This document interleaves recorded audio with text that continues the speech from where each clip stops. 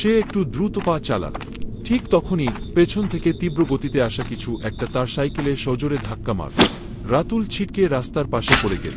প্রথম মুহূর্তে কিছুই বুঝে উঠতে পারছিল না সে কি ঘটল তার সাথে। ঘোর কাটতে না কাটতেই এক বিশাল প্রাণী যেন তার ঘাড় কামড়ে ধরে টেনে নিয়ে যেতে লাগল। আপনারা শুনছেন পুরনো বৈঠক। আমাদের বৈঠকে শোনানো সমস্ত গল্পই কাল্পনিক। যদি কোনো ঘটনা বাস্তবের সাথে মেলে থাকে তবে তা কাকতালীয়। আজ আপনারা শুনছেন বিড়াল নীলাদ্রি। কলকাতার অভিজাত এলাকায়, যেখানে পুরনো দিনের বনেদি বাড়িগুলির শান্ত ছায়া আধুনিক স্থাপত্যের পাশে এসে মিশেছে, সেখানেই থাকতেন দেবব্রত বিশ্বাস। দেবব্রতবাবু ছিলেন একজন বিজ্ঞানী, যার জীবন আবর্তিত হতো তার গবেষণাগার এবং শান্ত ছিমছাপ ফ্ল্যাটটিকে কেন্দ্র করে। তিনি খুব একটা বাইরে বের হতেন না। দিনের বেশিরভাগ অংশেই তিনি কাটাতেন তার ল্যাবরেটরিতে। ঘরের একপাশে লম্বা একটি কাঠের টেবিল, তার উপর অজস্র ছোট বড় কাচের বোতল, বিকার এবং ফ্লাস্ক সারিবদ্ধভাবে রাখা। কোনোটাতে হয়তো হালকা সবুজ রঙের তরল, কোনোটাতে বাগা নীল। কিছু বোতলের গায়ে হাতে লেখা লেবেল লাগানো, অস্পষ্ট হয়ে আসা কালিতে কি যেন সংকেত লেখা রয়েছে। একটি পুরনো বাঞ্চ বার্নারের পিতলের শরীরটা কেমন যেন চকচক করছে। তার পাশে কয়েকটি টেস্টটিউব স্ট্যান্ডে বিভিন্ন রঙের দ্রবণ ভর্তি টেস্টটিউব সাজানো। টেবিলের অন্য প্রান্তে একটি ভারী মাইক্রোস্কোপ রাখা, তার ধাতব শরীরটা আবছা আলোতেও চিকচিক করছে। পাশে কিছু স্লাইড এবং কভার স্লিপ পরিপাটি করে রাখা। দেওয়ালে একটি সাদা বোর্ডের উপর জটিল রাসায়নিক সংকেত এবং গ্রাফ আঁকা। কিছু অংশ হয়তো মুছে দেওয়া হয়েছে, কিন্তু তার অস্পষ্ট দাগ এখনও বিদ্যমান। ঘরের কোণে একটি ছোট রেফ্রিজারেটর মৃদু গুঞ্জন করছে, তার উপরে কিছু জার্নাল এবং গবেষণাপত্র স্তূপ করে রাখা। একটি তাকে বিভিন্ন আকারের ইলেকট্রনিক সরঞ্জাম দেখা যাচ্ছে, মাল্টিমিটার, অসিলোস্কোপ এবং আরও কিছু অপরিচিত যন্ত্র। কিছু তার এলোমেলোভাবে ঝুলে রয়েছে। মেঝেতে কিছু তার এবং পাইপ ইতস্তত বিক্ষিপ্ত, সম্ভবত কোনো জটিল পরীক্ষা নিরীক্ষার প্রস্তুতি চলছে। ঘরের বাতাসটা হালকা রাসায়নিক গন্ধে ভরা, যা বিজ্ঞানীর কাজের পরিচয় বহন করছে। সব মিলিয়ে ঘরটিতে একটি নিবিড় এবং একাগ্রতার পরিবেশ বিরাজ করছে, যেখানে বিজ্ঞানী হয়তো নতুন কোনো আবিষ্কারের স্বপ্নে বিভোর। তার সঙ্গী ছিল একটি পার্সিয়ান বিড়াল, তুলোর মতো সাদা লোম আর নীল চোখের শান্ত স্বভাবের এক প্রাণী। দেবব্রতবাবু তার নাম রেখেছিলেন নীলাদ্রি। একদিন নীলাদ্রি জানালার ধারে বসে বাইরের জগৎ দেখছিল। সম্ভবত একটি চড়ুই পাখি তার দৃষ্টি আকর্ষণ করেছিল। শিকার ধরার সহজাত প্রবৃত্তিকে দমন করতে না পেরে নীলাদ্রি এক লম্ফে ঝাঁপ দিল, কিন্তু দুর্ভাগ্যবশত জানালাটি বন্ধ ছিল। সশব্দে ধাক্কা লেগে নীলাদ্রি নিচে পড়ে গেল। দেবব্রতবাবু ছুটে এসে দেখলেন তার প্রিয় বিড়ালটি নিস্তেজ হয়ে পড়ে আছে। তার শরীর থেকে ক্ষীণ গোঙানির আওয়াজ বের হচ্ছে। দেবব্রতবাবু পশুচিকিৎসকের কাছে ছুটে গেলেন। বহু চেষ্টা করেও নীলাদ্রির শারীরিক অবস্থার উন্নতি হল না। দেবব্রতবাবুর মন খারাপ হয়ে গেল। নীলাদ্রি ছিল তার নিঃসঙ্গ জীবনের একমাত্র সঙ্গী। তার দুর্বল শরীর, তার নিথর চাহনি দেবব্রতবাবুর হৃদয়কে ব্যথিত করছিল। একদিন স্নানঘরে স্নান করার সময় দেবব্রতবাবুর মনে পড়ল কিছুদিন আগে তার ল্যাবরেটরিতে আবিষ্কৃত একটি অদ্ভুত পদার্থের কথা। সবুজ রঙের সেই পদার্থটি এর আগে তিনি কখনো দেখেননি। কৌতূহলবশত তিনি যখন সেটির ওপর হাত ঘষেছিলেন, তখন ঘষা অংশটি ধীরে ধীরে নীলচে কালো বর্ণ ধারণ করেছিল। বৈজ্ঞানিক যুক্তির বাইরে এক অপ্রত্যাশিত খেয়ালে দেবব্রতবাবু সেই রহস্যময় পদার্থের কিছুটা নিজের হাতে নিয়ে বিড়ালের জিভের ডগায় ছুঁয়ে দিলেন। সেদিন তেমন কিছু ঘটল না। দেবব্রতবাবু ঘটনাটিকে কাকতালীয় বলে উড়িয়ে দিলেন। কিন্তু ধীরে ধীরে আশ্চর্যজনকভাবে নীলাদ্রির শারীরিক অবস্থার উন্নতি হতে শুরু করল। কয়েক দিনের মধ্যেই সে আবার আগের মতো দৌড়াদৌড়ি করতে শুরু করল। দেবব্রতবাবু অবাক হলেন, কিন্তু এর কোনো যুক্তিসঙ্গত ব্যাখ্যা খুঁজে পেলেন না। কিছুদিন পর কলকাতার ঘুমন্ত সকালে এক চাঞ্চল্যকর খবর ছড়িয়ে পড়ল। চৌমাথা বাজারের কাছে বোসবাড়ির কার্নিশে একটি মৃতদেহ উদ্ধার হয়েছে। মৃত ব্যক্তির সারা শরীরে ধারালো নখের আঁচড়ের দাগ। শহর জুড়ে আতঙ্ক সৃষ্টি হল। এরপর আরও কয়েকবার একই ধরনের ঘটনা ঘটল। প্রতিবারই মৃতদেহ উদ্ধার হয় কোনো উঁচু কার্নিশ থেকে এবং তাদের শরীরে থাকে গভীর আঁচড়ের দাগ। পাড়ায় রটে গেল এই নৃশংস হত্যাকাণ্ডগুলির সঙ্গে একটি বিড়ালের যোগসূত্র রয়েছে, কারণ প্রতিটি মৃতদেহের কাছেই পাওয়া যাচ্ছিল বিড়ালের লোম এবং অস্বাভাবিকভাবে বড় ও ভাঙা নখ। সাধারণ বিড়ালের নখের তুলনায় সেগুলি অনেক বড় ছিল। দেবব্রতবাবু প্রথমে বিষয়টিকে গুরুত্ব দেননি, কিন্তু একদিন তিনি লক্ষ্য করলেন নীলাদ্রির গায়ে রক্তের দাগ লেগে রয়েছে। প্রথম দিকে তিনি ভেবেছিলেন হয়তো ইঁদুর ধরেছে, কিন্তু রক্তের পরিমাণ এবং দাগের ধরন দেখে তার সন্দেহ হতে শুরু করল। নীলাদ্রির নখগুলিও যেন আগের চেয়ে অনেক বড় আর ধারালো মনে হল। একদিন লালবাজারে একটি জরুরি কাজে গিয়ে দেবব্রতবাবুর মনে হল তার সন্দেহের কথা থানায় জানানো উচিত, কিন্তু পুলিশ কি বিশ্বাস করবে? আর তিনি যে যা ভাবছেন তা সত্যি, তার কোনো প্রমাণ তো তার কাছে নেই। দ্বিধাগ্রস্ত দেবব্রতবাবু শেষ পর্যন্ত মনস্থির করলেন, যা হয় হোক, তিনি তার সন্দেহের কথা পুলিশকে জানাবেন। সে সময় লালবাজার থানার ওসি ছিলেন বিনয় সেনগুপ্ত, একজন অত্যন্ত বিচক্ষণ এবং অভিজ্ঞ পুলিশ অফিসার। থানার ভেতরে একটা চাপা গুঞ্জন, যেন কোনো গভীর রহস্য ফিসফিস করে কথা বলছে। পুরনো হলদেটে দেওয়ালগুলোতে কত না অভিযোগ, কত না নির্ব কান্না লেগে আছে। মাথার ওপরের ফ্লুরোসেন্ট আলোটা মিটমিট করছে, জানান দিচ্ছে সময়ের অস্থিরতাকে। কয়েকজন উর্দি পরা লোক নিজেদের কাজে ডুবে। কেউ হয়তো পুরনো ফাইলের স্তূপ ঘেটে কোনো সূত্র খুঁজছে, তাদের কপালে চিন্তার ভাঁজ স্পষ্ট। টাইপরাইটারের খটখট শব্দ আর মাঝে মাঝে টেলিফোনের তীক্ষ্ণ চিৎকার এক ভিন্ন সুরের মূর্ছনা সৃষ্টি করেছে। টেবিলে ছড়ানো অজস্র কাগজপত্র, চায়ের খালি কাপ আর আধখাওয়া বিড়ির গন্ধ জানান দিচ্ছে এখানে সময়ের কোনো হিসাব নেই। সামনের অপেক্ষারত টেবিলে কয়েকজোড়া চোখ স্থির হয়ে দরজার দিকে তাকিয়ে, তাদের মুখে উদ্বেগের ছাপ। হয়তো কোনো আপনজনের খবর নেই, অথবা নিজেরাই কোনো জটিলতায় ফেসে গেছে। প্রতিটি মুহূর্ত যেন এখানে অনন্তকাল। তাদের বুকের ধূপপুকুনিও যেন এই নির্বতার মাঝে স্পষ্ট শোনা যাচ্ছে। আর ওদিকে লোহার গড়াত দেওয়া ছোট্ট অন্ধকার কুঠুরিটা যেন এক অন্য জগৎ। সেখানে বন্দি দুজন হয়তো তাদের কুকর্মের ফল ভোগ করছে। তাদের চোখের গভীরে অপরাধের কালিমা, হয়তো অনুশোচনার ক্ষীণ আলো দেখা যেতে পারে।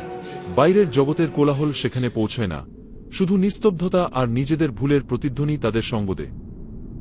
বোসবাড়ির কার্নিশে খুঁজে পাওয়া মৃতদেহগুলি নিয়ে বিনয় বাবুও চিন্তিত ছিলেন। কোনো সুস্পষ্ট সূত্র পাওয়া যাচ্ছিল না। দেবব্রতবাবু থানায় এসে বিনবাবুর সঙ্গে দেখা করলেন এবং তাকে জানালেন যে তার মনে হয় এই খুনগুলি তার পোষা বিড়ালি করে থাকতে পারে। তিনি দৃঢ়ভাবে বললেন, এটা কোনো মানুষের কাজ নয়। বিনবাবু কৌতূহলী হয়ে জিজ্ঞেস করলেন, আপনি এত নিশ্চিতভাবে বলছেন কি করে? দেবব্রতবাবু তখন সেই রহস্যময় সবুজ পদার্থের কথা বললেন। তিনি জানালেন কিভাবে মৃত্যু পথযাত্রী নীলাদ্রিকে সেই পদার্থটি দেওয়ার পর সে ধীরে ধীরে সুস্থ হয়ে উঠেছে। কিছুদিন পর থেকে আমার মনে হচ্ছে নীলাদ্রি যেন কিছু লুকাতে চাইছে। প্রায় প্রতিদিনই তার গায়ে রক্তের দাগ লেগে থাকে। আমার চাকর রমেন প্রতিদিন তাকে পরিষ্কার করে দেয়। বিনবাবু কিছুক্ষণ চিন্তা করলেন। দেবব্রতবাবুর কথাগুলি অবিশ্বাস্য মনে হলেও একজন বিজ্ঞানীর মুখের উপর ভিত্তিহীন কথা বলা কঠিন। তিনি বললেন, ঠিক আছে, যদি তাই হয়, আমি আপনার বাড়িতে একজন কনস্টেবল নিয়োগ করছি। সে বিড়ালটির উপর নজর রাখবে এবং আপনার নিরাপত্তারও খেয়াল রাখবে। বলা তো যায় না, ওটা যদি সত্যিই অস্বাভাবিক কিছু হয়ে থাকে তাহলে আপনারও ক্ষতি করতে পারে। পরের কয়েকদিন কনস্টেবল দেবব্রতবাবুর বাড়িতেই ছিলেন। দিনের বেলা নীলাদ্রি স্বাভাবিক আচরণই করত, কিন্তু তার রাতের কার্যকলাপ ছিল রহস্যে মোড়া। একদিন গভীর রাতে প্রায় ৩টা নাগাদ কনস্টেবল জানালার পাশে একটি বট আকারের ছায়া দেখতে পেলেন। তিনি জানালা দিয়ে বাইরে তাকিয়ে যা দেখলেন তাতে তার চোখ কপালে উঠল। সেই শান্ত নিরীহ চেহারার বিড়ালটি ধীরে ধীরে বিশাল এক বানবের আকার ধারণ করছে। লোমগুলো খাড়া হয়ে উঠেছে, দাঁতগুলো ধারালো ছুরির মতো দেখাচ্ছে। সেই ভয়ঙ্কর প্রাণীটি এক লম্ফে পাঁচিল টপকে দ্রুত অন্ধকারে মিলিয়ে গেল। সারাদিনের অক্লান্ত পরিশ্রম শেষে বছর ৪০-এর যুবক রাতুল সবেমাত্র ট্রেন থেকে নেমেছে। তার হাতে ধরা সাইকেল আর পিঠে বাঁধা ফেরির জিনিসপত্র। ক্লান্ত শরীরে বাড়ির পথে হেঁটে চলেছে সে। শহরের বিভিন্ন প্রান্তে ঘুরে ঘুরে জিনিস বিক্রি করে দিনের শেষে সে এখন বাড়ির দিকে। তার ছোট্ট মেয়েটি হয়তো এখনও জেগে বাবার পথের দিকে চেয়ে আছে। রাস্তার একধারে ল্যাম্পপোস্টের আবছা আলো আর চারপাশের নিস্তব্ধতা আজ যেন অন্য দিনের চেয়ে একটু বেশি গভীর। রাস্তায় কোনো মানুষের আনাগোনা চোখে পড়ল না রাতুলের। হঠাৎ গলির পাশ থেকে ভেসে আসা একটি অস্পষ্ট শব্দে সে থমকে দাঁড়াল এবং পেছনে ফিরে তাকাল। কিন্তু কিছুই দেখতে না পেয়ে আবার সাইকেল নিয়ে চলতে শুরু করল। একটা চাপা ভয় তার মনের মধ্যে উকি দিল। আজকাল চুরি ডাকাতির ঘটনা যেন বেড়েই চলেছে, তাই মনে অজানা আশঙ্কা। সে একটু দ্রুত পা চালাল।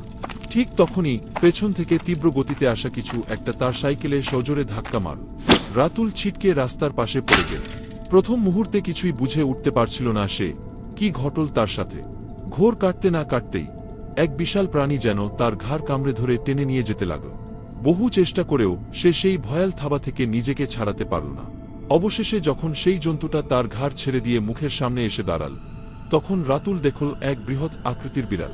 তার চোখ দুটো জ্বলজ্বল করছে আর সারা গায়ের লোম খাড়া হয়ে উঠেছে। সেই ভয়ানক বিড়ালটি যেন তাকে মারতে উদ্যত। পরের দিন সকালে লালবাজার থানায় ফের একটি মৃতদেহ উদ্ধারের খবর এল। ঘটনাস্থল সেই একই, একটি উঁচু কার্নিশ, আর মৃতদেহের শরীরে সেই একই রকম আঁচড়ের বাঘ। নীলাদ্রির বৃহদাকার রূপ দেখার পর পুলিশ আর বন দপ্তরের কর্মীরা 6 জনের একটি দল তৈরি করে বিড়ালটিকে খুঁজতে শুরু করল। কিন্তু সেই বিড়ালের খোঁজ পাওয়া কি এত সহজ ছিল? সে যে কখন সাধারণ বিড়াল আর কখন বিশাল দানব হয়ে উঠছে তা কেউ জানে না। সারাদিন খোঁজাখুঁজির পর ক্লান্ত পুলিশ ও বন দপ্তরের কর্মীরা একটি চায়ের দোকানে চা খাওয়ার জন্য দাঁড়াল। তখন আশেপাশের সমস্ত দোকান প্রায় বন্ধ। সমস্ত রাস্তা নিঝুম, কিছুটা দূরে ল্যাম্পপোস্টের আলো দেখা যাচ্ছে। চায়ের দোকান থেকে তারা সিগারেট ও চা চেয়ে নিয়ে কিছু গল্প আড্ডা করতে আরম্ভ করেছে। হঠাৎ তাদের মধ্যে একজনের নজরে পড়ল রাস্তার ওপাশে একটি বিশাল কালো ছায়া দ্রুত চলে যাচ্ছে। ছায়াটি একটি বিশাল বিড়ালের মতো। তারা যে যার চায়ের কাপ টেবিলে রেখেই বিড়ালটির পিছু ধাওয়া করল। তাদের মনে হল আজ হয়তো এই ভয়ঙ্কর প্রাণীটি আবারও কারো প্রাণ নিতে এসেছে। তারা দেখল বিড়ালটি এক লম্ফে একটি বাড়ির পাঁচিল টপকে সোজা দোতলার কার্নিশে উঠে দাঁড়াল। কিছু পুলিশ বাড়ির অন্য দিক থেকে কার্নিশে ওঠার চেষ্টা করল, আর বাকিরা দরজা ভেঙে ভেতরে ঢুকল। যে পুলিশ কর্মীরা বাড়ির পেছনের দিকে কার্নিশে উঠেছিলেন তারা দেখল জানালার ওপাশে ভেতরের ঘরটি অন্ধকার। কিন্তু সেই অন্ধকারে ধীরে ধীরে একটি আবছা মূর্তি বিছানায় শুয়ে থাকা এক ব্যক্তির দিকে এগিয়ে আসছে। তার হাতে কিছু একটা চকচক করছে, অন্ধকারে যা ঠিক বোঝা যাচ্ছে না। কিছুটা কাছে আসতেই বোঝা গেল সেটি একটি ধারালো ছুরি। এতক্ষণে তার মতলব বুঝতে আর কারো অসুবিধা হল না। ধারালো ছুরি দিয়ে বিছানায় শুয়ে থাকা মানুষটিকে সে খুন করতে চায়। ঠিক সেই মুহূর্তে সেই ভয়ঙ্কর বিড়ালটিও যেন একই উদ্দেশ্যে সেখানে এসে হাজির হল। এবার আর রক্ষা নেই। হত্যাকারীর ধারালো ছুরিটি যখন সজোরে আঘাত করার জন্য উপরে উঠল তখন পুলিশ কর্মীদের মধ্যে একজন তার মুখে টর্চ লাইট ফেলল এবং চিৎকার করে বলল, দাঁড়া, ও ছুরি ফেলে দিন। টর্চ লাইটের আলোয় মুহূর্তের মধ্যে স্পষ্ট হল সেই হত্যাকারী আর কেউ নয়, স্বয়ং বিজ্ঞানী দেবব্রত বিশ্বাস। বিছানায় শুয়ে থাকা ব্যক্তি হকচকিয়ে উঠলেন। ঠিক তখনই নীলাদ্রির দিকে নজর রাখা অন্য পুলিশ কর্মীরা হাঁফাতে হাঁফাতে এসে বলল, স্যার, বিড়ালটাকে আমরা ধরে ফেলেছি। বিনোবাবু দেবব্রতবাবুর দিকে তাকিয়ে শান্ত স্বরে বললেন, যাক, একটা বিপদ থেকে তো বাঁচা গেল। এবার আপনি বলুন, আপনি কেন এনাকে খুন করতে চেয়েছিলেন? দেবব্রতবাবু ছুরি ফেলে দিয়ে নিজের কৃতকর্মের জন্য লজ্জায় মাথা নিচু করে বসে পড়লেন। কিছুক্ষণ নীরব থাকার পর তিনি ভাঙা গলায় বললেন, যাকে আমি খুন করতে যাচ্ছিলাম সে আমার ছেলেবেলার বন্ধু, বিখ্যাত বিজ্ঞানী রাজীব দেববর্মন। এই কয়েকদিন আগে বিদেশ থেকে কলকাতায় ফিরেছে। কিন্তু তার এই প্রভাব প্রতিপত্তি, তার খ্যাতি, এসবের জন্য আমার মনে অনেক দিন ধরে হিংসা পুষে রেখেছিলাম। আমি ভেবেছিলাম তাকে আমি বাঁচতে দেব না, তাই আমি আমার বিড়ালকে ওইভাবে তৈরি করি। দেবব্রতবাবু আরও বললেন, কিন্তু বিড়ালটা সম্ভবত রাজীবকে চিনতে পারেনি, তাই সে অন্যদের মেরে ফেলে। বিড়ালটা কিছুদিন পাগলের মতো আচরণ করছিল। আমার ভয় ছিল কোনোদিন সে হয়তো আমাকেও মেরে ফেলবে। সেই জন্যই আমি পুলিশকে খবর দিই। কিন্তু বিড়ালের উপর ভরসা করতে না পেরে শেষ পর্যন্ত আমি নিজেই এসেছিলাম রাজীবকে খুন করতে। এই অপ্রত্যাশিত স্বীকারোক্তিতে হতবাক হয়ে গেলেন বিনোবাবু এবং অন্যান্য পুলিশ কর্মীরা। একটি পোষা বিড়ালকে অস্বাভাবিক শক্তিতে রূপান্তরিত করার রহস্য এবং বন্ধুর প্রতি দীর্ঘদিনের জমে থাকা হিংসা, এই দুটি বিষয় মিলেমিশে এক ভয়াবহ পরিস্থিতির সৃষ্টি করেছিল। কলকাতার শান্ত সমাজে লুকিয়ে থাকা এই অন্ধকার দিকটি উন্মোচিত হওয়ায় সকলে স্তম্ভিত হয়ে গেল।